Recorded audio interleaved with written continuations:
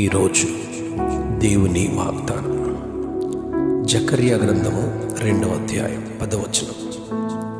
నేను వచ్చి మీ మధ్యను నివాసము చేతును. నేను వచ్చి మీ మధ్యను నివాసము చేతును. సియోను నివాసులారా, నేను వచ్చి మీ మధ్యను నివాసము చేతును. సంతోషముగా పాటలు పాడుడి. పరిశుద్ధ గ్రంథంలో, పాత నిబంధన గ్రంథంలో 16 మంది ప్రవక్తలు మనకు కనిపిస్తారు. వారిలో 4 పెద్ద ప్రవక్తలు అయితే, అనగా మేజర్ ప్రాఫిట్స్ అయితే, మిగిలిన 12 మంది మైనర్ ప్రాఫిట్స్, చిన్న ప్రవక్తలుగా మనకు ఇక్కడ జకర్యా మనకు వారిలో ఒకరిగా కనిపిస్తూ, జకర్యా ఈ ప్రవచనాన్ని ప్రవచిస్తారు. దేవుని గూర్చి ఈ రీతిగా ఆయన హృదయ వాంఛను, కోరికను గూర్చి ఇలాగున ప్రకటిస్తాడు.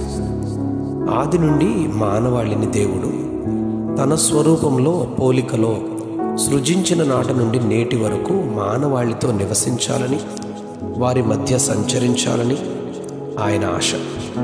132వ కీర్తనలో 12, 13, 14, 15, 16 వచనాల్లో ఈ సత్యాన్ని గమనిస్తాం. యెహోవా సత్య ప్రమాణము దావీదుతో చేసెను, ఆయన మాట తప్పనివాడు. యెహోవా సియోనును ఏర్పరచుకొని ఉన్నాడు, తనకు నివాస స్థలముగా దానిని కోరుకొని ఉన్నాడు. ఇది నేను కోరిన స్థానము, ఇది నిత్యము నాకు విశ్రమ స్థానముగా ఉండును. ఇక్కడ నేను నివసించదను, దానిలోని భక్తులు బిగ్గరగా ఆనందగానము చేసెదరని దేవుని యొక్క హృదయ కోరికను ఆయనే తెలియజేసుకుంటారు. 135వ కీర్తన 21వ వచనంలో, యెరూషలేములో నివసించు యెహోవా సియోనులో నుండి సన్నతింపబడును గాక, యెహోవాను స్తుతించుడి అని ఆయన బోధిస్తాడు.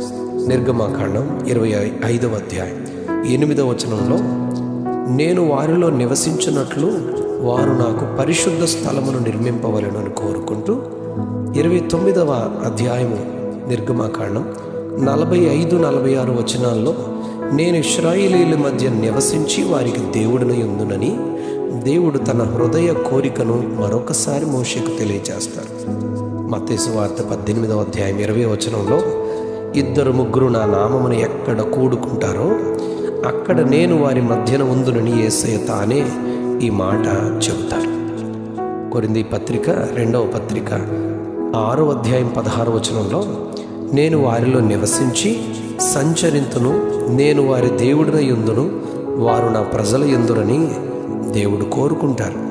సంఖ్యాకాండం 35వ అధ్యాయం 34వ వచనంలో, మీరు నివసించు దేశమును అపవిత్రపరచకూడదు, అందులో నేను మీ మధ్యను నివసించుచున్నాను, నిజముగా యెహోవా అను నేను ఇశ్రాయేలీయుల మధ్య నివసించుచున్నానని ఖచ్చితంగా ఆయన తెలియజేస్తూ ఉన్నారు.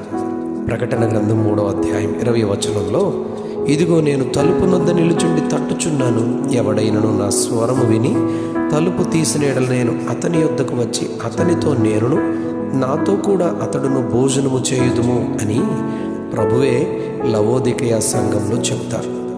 ప్రకటన గ్రంథం 21వ అధ్యాయం 3వ వచనంలో, ఇదిగో దేవుని నివాసం మనుష్యులతో కూడా ఉంది, ఆయన వారితో కాపురముండును, వారాయన ప్రజల యందురు, దేవుడు తానే వారి దేవుడై ఉండి వారికి తోడయుండును, ఆయన వారి కన్నుల ప్రతి బాష్ప బిందువును తుడిచివేయనని వ్రాయబడి ఉంది.